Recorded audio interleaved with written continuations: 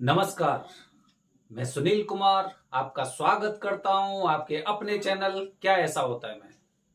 दोस्तों, मेरी ये वीडियो आप सेव करके रखना और आगे जिस तरह से दिन आगे बढ़ते जाएंगे, इस वीडियो को देखने की हर इंसान को इच्छा होगी और हर इंसान इस वीडियो को देखेगा, क्योंकि इस वीडियो के माध्यम से दोस्तों आपको एक ऐसी जानकारी दी जा रही है जिसे देखना, जिसका पालन करना हर पुरुष का कर्तव्य होता है।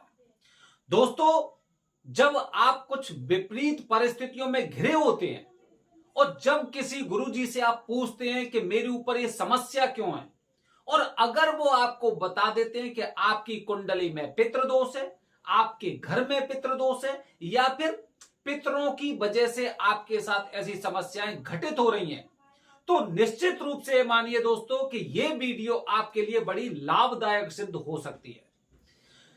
तो दोस्तों, पूरा वीडियो गौर से देखिए, लेकिन एक बात और बता रहा हूं, यह वीडियो थोड़ी सी बड़ी हो सकती है, क्योंकि इसमें पितृदोष से संबंधित हर प्रकार की जानकारी कि आपको किसी भी एक इंसान से पूछने की जरूरत ही नहीं है कि अगर आप कहीं पे भी पितृदोष की पूजा करने जा रहे हैं तो केवल ये वीडियो देखिए और उसके पश्चात आपके सारे सवाल खत्म हो जाते हैं। ठीक है, अच्छा। तो दोस्तों, पितृदोष क्या होता है जानते हैं? पितृदोष का मतलब दोस्तों ये होता है कि शास्त्रों के अनुसार 3 तरह के ऋण बताए गए हैं: पितृ ऋण, देव ऋण और ऋषि ऋण। इस तरह से पितरों का ऋण, देवताओं का ऋण और ऋषियों का ऋण। मतलब अगर हम कुछ घर में अनुष्ठान करते हैं, अगर हम भगवान की पूजा करते हैं, अगर हम सृष्टि का पालन करते हैं, जो सृष्टि के नियम बने हुए हैं, और उसके साथ ही अगर हम इस वंशावली को आगे बढ़ाते हैं, मतलब अगर हमारा परिवार, हमारी पीढ़ियां आगे बढ़ती हैं, तो वो पितृदोष दिन प्रतिदिन खत्म होता जाता है। तो दोस्तों, पितृदोष क्या होता है? पितृदोष एक तरह से ये मान के चलिए कि जब भी हमारा जन्म हुआ तो हमारे ऊपर कुछ कर्जे थे जो हमें चुकाने थे। कर्जा किसका होता है? कर्जा हमारे पिताजी का हो सकता है, हमारे माताजी का हो सकता है, या फिर जिस वातावरण में एक वृक्ष होता है, या फिर आपके आसपास की जो जानवर होते हैं, इन सब का हमारे ऊपर एक कर्जा होता है जो हमें इस सृष्टि में चुकाना पड़ता है। तो ये पितृदोष होता है। अगर हम चुकाते जाते हैं, समय समय पे उन कार्यों को करते जाते हैं, तो पितृदोष खत्म। मतलब ये मानिए कि आपको पितृदोष की वजह से कभी भी समस्या नहीं होगी। तो ये होता है दोस्तों पितृदोष। दूसरा दोस्तों, इसके कारण क्या होते हैं? कारण दोस्तों पितृदोष के कुछ ऐसे कारण हैं कि अगर आप खुद सोचेंगे, विचार करेंगे, तो निश्चित रूप से आप समझ जाएंगे। पितृदोष का सबसे बड़ा कारण यह होता है दोस्तों, अन्य कारणों के साथ, कि हमारा जन्म हुआ और हमारे जन्म के बाद हम केवल अपना ही जीवन यापन करने लगे। हमें केवल अपने बच्चे दिखाई दे रहे हैं, अपने माता पिता दिखाई दे रहे हैं, या फिर हमें अपने परिवार के ही जो सदस्य हैं वो दिखाई दे रहे हैं। हमें वो दिखाई नहीं दे रहे जो खाना बनाना नहीं जानते। हमें वो दिखाई नहीं दे रहे जिनसे हमें ऑक्सीजन लेने की जरूरत पड़ती है, जिनसे हमारा जीवन चलता है। मतलब 5 तत्वों का ये शरीर होता है, और 5 तत्वों में अगर कोई एक चीज की कमी होती है तो ये शरीर पूरी तरह से नहीं बन पाएगा। इसी तरह से हमें इनका कर्जा चुकाना होता है और हम वो कर्जा नहीं चुकाते। उदाहरण के लिए दोस्तों, अगर हम महीने का 10,000 रुपए कमा रहे हैं तो उस पर 1,000 का जो ऋण होता है वो इनका होता है, मतलब इनको हमें देना चाहिए। लेकिन हम क्या करते हैं? हम सारा ही सारा डकार जाते हैं। पहला तो ये। दूसरा दोस्तों, जब हम अपने धर्म का पालन नहीं करते हैं, अपने बुजुर्गों का पालन नहीं करते हैं, अपने जो सनातन धर्म है या फिर जो चीजें हमारी चलती आई हैं उनका हम पालन नहीं करते, तो ये चीजें बढ़ती जाती हैं। जैसे काफी लोगों को देखा होगा कि धर्म परिवर्तन कर लेते हैं। अब जैसे ही धर्म परिवर्तन होगा तो अपने धर्म का कर्ज तो उन्होंने चुकाया नहीं और दूसरे धर्म में जाके चले गए, तो मान के चलिए कि ये आपका पीछा नहीं छोड़ेगा। या फिर घर परिवार में कुछ लोग ऐसे होते हैं जो खुद ही अपनी आत्महत्या कर लेते हैं, या फिर अपने शरीर को नष्ट कर देते हैं। कुछ गलत संगतियों में पड़कर हमारे धर्म का, हमारे भगवान का अगर असम्मान करते हैं, तो ये पितृदोष का मुख्य कारण होता है। इसके पश्चात दोस्तों, इसके लक्षण क्या होते हैं? इसके लक्षण दोस्तों ये होते हैं कि इसमें सबसे पहली बात यह है कि आपका वंश आगे नहीं बढ़ेगा। मतलब या तो आपकी शादी में समस्या होने वाली है, या फिर आपके बच्चे होने में समस्या होने वाली है, या फिर आपको पुत्र रत्न की प्राप्ति होने के चांस नहीं है, या फिर नहीं होते हैं। ठीक है, ये इसका एक लक्षण होता है। इसके अलावा और लक्षण इस तरह से होते हैं कि हमारा जीवन परेशानियों से जूझ जूझ कर हमने जैसे तैसे करके जीवन यापन किया, लेकिन हमारे बच्चों का जीवन हमसे भी ज्यादा खतरनाक होता जा रहा है। मतलब ना पढ़ाई में उनका मन लगता है, ना किसी कार्य में मन लगता है, गलत संगतियों में फंस चुके हैं। तो मतलब ये इसके लक्षण होते हैं कि आदमी जिस मार्ग से जाता है वो मार्ग आगे चल के उसे बंद दिखाई देता है, आगे कोई रास्ता दिखाई नहीं देता। काफी लोग ऐसे होते हैं जो बहुत मेहनत करते हैं, बहुत प्रयास करते हैं, लेकिन उसके अनुसार उनका रिजल्ट नहीं मिल पाता है। काफी लोग ऐसे होते हैं कि शादी के बाद पति पत्नी में अनबन होती है, या फिर माता पिता या फिर घर परिवार में कुछ ऐसी समस्या होती है जिसकी वजह से ऐसी समस्याएं आती हैं। ये पितृदोष के दोस्तों लक्षण होते हैं। अच्छा, पितृदोष की पूजा दोस्तों जानते हैं कैसे करनी चाहिए? पितृदोष की पूजा हर पुरुष को करने का अधिकार है। हर पुरुष को यह पूजा जरूर करनी चाहिए। और लड़कियां जो होती हैं, लड़कियां या महिलाएं, लड़कियां पितृदोष की पूजा नहीं करती जो कुंवारी होती हैं। जिनकी शादी हो चुकी है उन्हें पितृदोष की पूजा अपने पति के साथ करनी चाहिए। और उसके अलावा पत्नी जो लड़कियां होती हैं वो कभी अविवाहित लड़कियों को यह पूजा बिल्कुल नहीं करनी चाहिए। दोस्तों, इसके लिए पितृदोष की पूजा 3 दिन वाली सर्वश्रेष्ठ बताई गई है। 3 दिन वाली। काफी लोग समय उनके पास इतना नहीं होता है, या फिर ये कहते हैं कि मेरे पास इतना समय नहीं है, जिसकी वजह से कोई 1 दिन की पूजा कराता है। काफी लोग अपनी सहूलियत के अनुसार उसी अनुसार पूजा कराते हैं, लेकिन 3 दिन की पूजा सर्वश्रेष्ठ बताई गई है। 3 दिन की पूजा में नारायण बलि, नाग बलि और तीसरे दिन इनके लिए शुद्धिकरण की जो पूजा होती है भगवान गणपति की। तो दोस्तों, कि हर पुरुष को यह अधिकार होता है कि उसे यह पूजा करनी चाहिए। पूजा कब से करनी चाहिए? जैसे ही वो पूजा करने के लायक हो जाता है। काफी लोग ये बोलते हैं कि वो तो मेरा बेटा तो अभी शादी नहीं हुई है, अभी तो मेरे माता पिता जीवित हैं, अभी तो मतलब ये चीज है, अभी तो उसकी शादी नहीं हुई है। इससे कोई लेना देना नहीं है।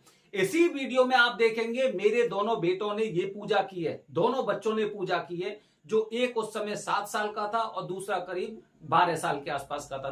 10 और 6 साल के कुछ इस तरह के बच्चे हैं, तो उन्होंने भी ये पूजा कर चुके हैं। तो अगर आपसे कोई इन बातों को कहता है कि आपके तो पिताजी मौजूद हैं, आपके तो दादाजी मौजूद हैं, ये पितरों का श्राद्ध नहीं है, बल्कि पितृदोष की पूजा है, नारायण नाग बलि की विधि है।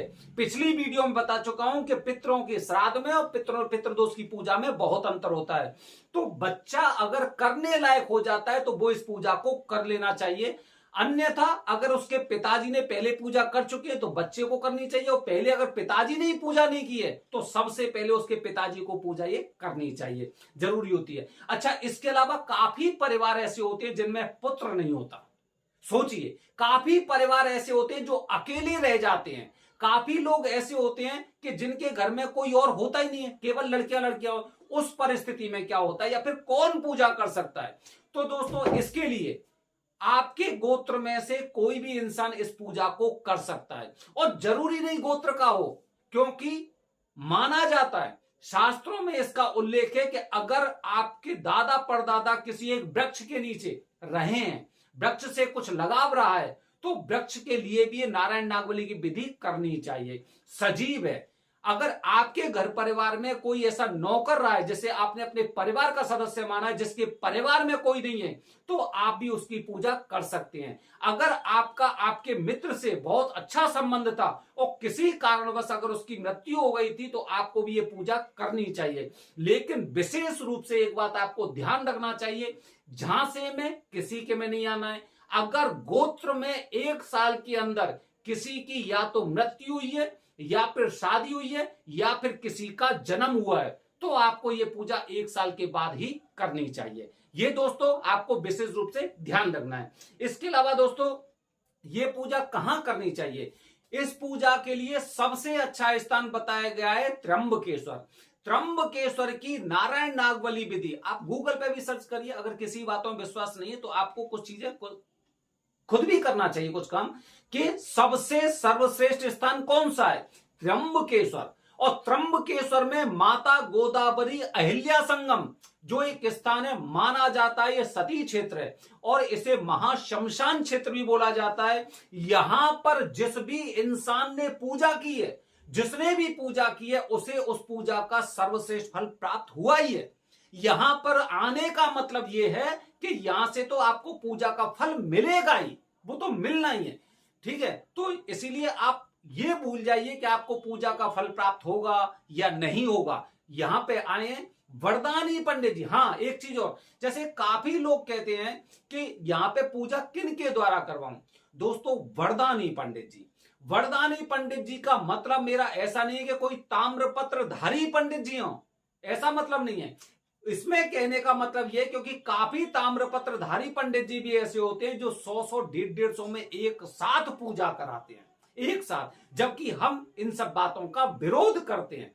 तो हम उन्हें वरदानी पंडित जी नहीं मानते, क्योंकि अगर 50, 60, 70, 80 लोगों में अगर एक साथ आप पूजा कर रहे हैं, तो क्या आप जानते हैं कि जो इंसान त्र्यंबकेश्वर का नाम सुनकर, माता गोदावरी अहिल्या संगम का नाम सुनकर, जो सफलता की गारंटी का नाम सुनकर इस स्थान पर आया है, क्या वो विधि विधान से पूजा कर पाएगा या नहीं कर पाएगा। इसीलिए हम इन्हें वरदानी पंडित जी नहीं मानते, हम वरदानी पंडित जी उन्हें मानते हैं जो इस स्थान पर आकर और विधि पूर्वक ऐसी पूजा करवाएं कि अगर 10 लोग भी उनके ग्रुप में हैं तो 10 पर उनकी दृष्टि हो, 10 लोगों पर उनका ध्यान हो, और अगर कहीं पे गलती हो रही है तो वहीं पे बीच में रोके, जब तक वो इंसान अपनी पूजा कंप्लीट ना कर ले तब तक आगे के दोहे, आगे का उच्चारण ना करे, ठीक है। ये चीज हो गई। तो वरदानी पंडित जी का विशेष रूप से ध्यान रखना चाहिए। और ध्यान रखिए एक चीज और, कि अगर आपका संपर्क मुझसे हुआ है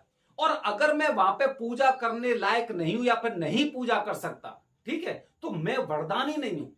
अगर आपका संपर्क मुझसे हुआ है और मैं उसी क्षेत्र में जाकर अगर आपकी पूजा कर पाऊं या कर सकता हूं, तभी वरदानी पंडित जी होंगे, अन्यथा वहां पे जो स्थान पे नहीं पहुंच पाएगा वो वरदानी पंडित जी नहीं होंगे। तो ध्यान रखिए दोस्तों, जिस स्थान के लिए मैं जा रहा हूं, जो पूजा करने वाले, उनके बारे में भी आपको फैक्ट चेक होना चाहिए कि क्या ये वरदानी पंडित जी हैं या नहीं है। और दूसरी बात एक और दोस्तों, कि काफी लोग आपको माता गोदावरी अहिल्या संगम के नाम से थोड़ा सा भटका सकते हैं। काफी लोग कहते हैं पूरा क्षेत्र ही ऐसा, यहां पे फल प्राप्त होता है, वरदान प्राप्त है, वो ठीक है, लेकिन जो स्थान जहां पे पूजा होती गई है उसी पे मुझे पूजा करनी है। इसीलिए आश्रम से बचकर रहिए, ऐसे गुरुजी से बचकर रहिए जिन्होंने दूसरे भी अपने स्थान बना रखे पूजा के लिए। हमें उसी जगह पूजा करनी है जो स्थान सदियों से बना हुआ है, जहां पर पूजा होती रही है, ठीक है। अच्छा, अब इसके पश्चात दोस्तों दक्षिणा के बारे में ज्यादातर लोग यही पूछते हैं कि आखिरकार यहाँ पे दक्षिणा कितनी होगी। हो सकता है वरदानी पंडित जी बहुत ज्यादा दक्षिणा लेते हो सकता है वरदानी पंडित जी कुछ अलग तरह की हो। नहीं दोस्तों, यहाँ की दक्षिणा की अगर मैं बात करूं, मैं केवल वरदानी पंडित जी की बात करता हूं, किसी और की बात नहीं करता हूं। वरदानी पंडित जी अगर ग्रुप में पूजा कर रहे हैं, मतलब मिनिमम पूजा आपकी करीब यहाँ पे 4,500-5,000 से शुरू होती है और ये पूजा आपकी करीब 21,000 तक जाती है। 4,500 रुपए में आपकी पूजा ऐसी होगी जिसमें आपके में हो सकता है कि उस ग्रुप में आपके में 80 लोग हों, 100 लोग हों, ठीक है, जैसे अभी मैंने आपको बताया था। तो ये सभी से 4,000 5,000 मतलब इस तरह के पैसे लेते हैं। अच्छा, जो लोग ग्रुप में पूजा नहीं करना चाहते, वो प्राइवेट पूजा करना चाहते हैं, वो ज्यादातर 21,000 रुपए की यहाँ पे दक्षिणा है जो गुरुजी लेते हैं। बस अंतर इतना है कि 21,000 आपको देने होंगे, आपकी अलग अकेले में पूजा होगी वरदानी पंडित जी से, उसी जगह पूजा होगी। दूसरा, आपको वहां पे सोने का एक नाग लेकर आना है, छोटा सा होता है, 2-2,500 रुपए का आता है, वो आपको इसके साथ लेके आना पड़ेगा। अन्यथा अगर आप ये कहेंगे कि पुराने नाग से मैं पूजा कर सकता हूं, तो फिर कोई प्रॉब्लम नहीं है, फिर आपको 21,000 देने होंगे। अच्छा, जिसमें बहुत बड़ा ग्रुप नहीं होगा, जैसे कि 10 या 15 लोग मैक्सिमम इतने होंगे, ऐसे गुरुजी आपसे 8.5 से 9.5 तक कुछ भी ले सकते हैं 3 दिन के लिए, जिसमें कि आपके लिए रहना और खाना 2 लोगों के लिए फ्री भी होगा, 2 लोगों के लिए रहना खाना। लेकिन जरूरी नहीं है कि रहने के लिए इसमें आपको सेपरेट रूम मिले, हो सकता है एक हॉल होगा और हॉल में आप लोगों की 2 लोगों की रहने की व्यवस्था कर दी जाती होगी। अगर आपको सेपरेट अगर आपको सेपरेट रहना है और ग्रुप में पूजा करनी है जिसमें 15-20 लोग होंगे, तो मान के चलिए यही पूजा आपकी करीब 15,000 की होगी। ठीक है, जिसमें आपके लिए सेपरेट रूम वगैरह दिया जाएगा और आपकी 3 दिन की पूजा और रहना खाना विधिवत तरीके से वो होगा। ये करीब आपकी 15। ये मैं आपको त्र्यंबकेश्वर के रेट बता रहा हूं, जिससे कि आप कहीं पे अगर वहां पे त्र्यंबकेश्वर आएंगे तो आपको किसी तरह की समस्या ना हो। अच्छा, ठीक है, तो ये दक्षिणा हो गई। करीब 4,000 से पूजा आपकी शुरू होगी और ये करीब 21,000 25,000 तक इतने में गुरुजी लेते हैं। अच्छा, इसके बाद दोस्तों हमेशा ध्यान रखिए, हम जब भी जाते हैं, जब भी जाएं, घर से निकल के जाएं, तो सबसे पहले भगवान को प्रार्थना करते हैं। ये हमारे शास्त्रों में है। शास्त्रों में जिक्र है कि हम जब भी किसी तीर्थ यात्रा के लिए जाते हैं, कुंडली दोष के निवारण के लिए जाते हैं, तो हम घर से अर्जी लगा कर जाना चाहिए। अर्जी मतलब माना जाता है दोस्तों कि पूजा की सफलता की गारंटी। रास्ते में आपकी में जो बाधा मिलने वाली है, भगवान शिव जी से जब आपने अर्जी लगाई तो वो बाधा आपको नहीं मिलेंगी, आपको भटकाने वाले लोग नहीं मिलेंगे और आपके साथ भगवान की कृपा से सब कुछ अच्छा होगा। इसलिए अर्जी आपको लगानी है, आपकी पेशी गुरुजी करवाएंगे। ये पेशी भी बहुत जरूरी है। पेशी का मतलब ये हो गया कि भगवान के पास आपका ये मैसेज पहुंच गया कि आपने जो अर्जी लगाई थी, आप यहां पे पूजा करने आ चुके हैं। ध्यान रखिए, अर्जी का अपमान बहुत भयंकर भूल होती है कि आप फिर उसके पश्चात पूजा भी करवाएं तो हो सकता है कि आपको उसका निश्चित रूप से दंड प्राप्त हो। ठीक है, अच्छा, इसके साथ दोस्तों कुछ और जरूरी जानकारी। उन जरूरी जानकारी में दोस्तों, जब भी आप पूजा करने जा रहे हैं तो 40 दिन के नियम तो आपको पहले से ही पता होगा कि 40 दिन के नियम क्या होते हैं। ये 40 दिन के नियम आपको पूजा करके जब आप घर पे लौट आते हैं, तो घर पे आने के पश्चात अगले 40 दिन तक ये नियम 40 दिन काउंट होते हैं। जबकि नियम आपके, जब आपने घर से अर्जी लगाई थी तभी से आपके नियम शुरू हो चुके थे। जब अर्जी लगाई थी तभी से आपके नियम शुरू हो चुके थे, लेकिन घर पे आने के बाद अगले 40 दिन तक ये नियम माने जाते हैं और काउंट होते हैं। जब आपने अर्जी लगाई थी तो अर्जी से पहले आपको कुछ बातें और ध्यान रखनी चाहिए। आपने अपने हाथों में कुछ भी अगर कलावा बांध रखा है, कोई काला धागा बांध रखा है, कोई ताबीज बांध रखा है, कोई गंडा बांध रखा है, या आपने कुछ भी पहन रखा है, जनेऊ वगैरह कुछ भी पहन रखा है, तो उसे आपको उतार देना चाहिए। उतार के उसे अपने किसी कपड़े में बांध के रख लो और त्र्यंबकेश्वर जाए तो त्र्यंबकेश्वर में ही वहां पर जो कुसावर तीर्थ है, कुसावर तीर्थ में आप उसे प्रवाहित कर सकते हैं। ठीक है, कोई भी ऐसा बंधन छोड़कर मत जाइए, बंधन बांध कर मत जाइए कि जिससे आपको पूजा का फल प्राप्त नहीं हो। ठीक है, इसके साथ दोस्तों घर से ही कपड़े आपको लेकर जाने हैं। पूजा के लिए जो कपड़े बताए गए उन कपड़ों का विशेष रूप से ध्यान रखना है। सफेद रंग के कपड़े पुरुषों के लिए होते हैं। महिलाएं कभी भी, जो शादीशुदा महिलाएं होती हैं, वो कभी भी सफेद कपड़े नहीं पहनती हैं। ये पैसे बचाने के लिए, 100-200 रुपए बचाने के लिए त्र्यंबकेश्वर से ही सफेद साड़ी वगैरह पहन लेती हैं, जो कि इनकी बहुत बड़ी भूल होती है। बहुत बड़ी भूल होती है। देख देख के, सामने देख देख के कि भाई उसने सफेद कपड़े पहन रखे तो मैं भी सफेद कपड़े पहन सकती हूं, सफेद कपड़े खरीद लाते हैं। ये बहुत गलत बात होती है। आप त्र्यंबकेश्वर में वरदानी पंडित जी से पूछना तो कभी भी आपको सफेद रंग के कपड़े नहीं बताएंगे, लेकिन जब आप थोड़ा सा उनसे बहस करेंगे तो वो हाँ कर देते, उन्हें पता है ये मानने वाले नहीं है। तो आपको ये नहीं करना चाहिए। अगली बात दोस्तों, सूतक 2 दिन सूतक रहेगा आप पर, पहले नारायण बलि फिर नागबलि। जब 2 दिन तक आप पर सूतक रहेगा तो आपको कोई भी हंसी मजाक या मनोरंजक जैसी चीजों को मोबाइल पे भी नहीं करना है। आपको मंदिर में नहीं जाना है, किसी जलाशय में नहीं जाना है, किसी इंसान को छूना नहीं है, सफेद नहीं खाना है, मीठा नहीं खाना है। इस तरह के आपको गुरुजी आपको पूजा के दौरान आपको इन नियमों के बारे में बताएंगे कि आपको कौन कौन से सूतक के नियम है। लेकिन पहले से घर पर बताकर जाए कि 2 दिन में फोन पर बात नहीं करूंगा।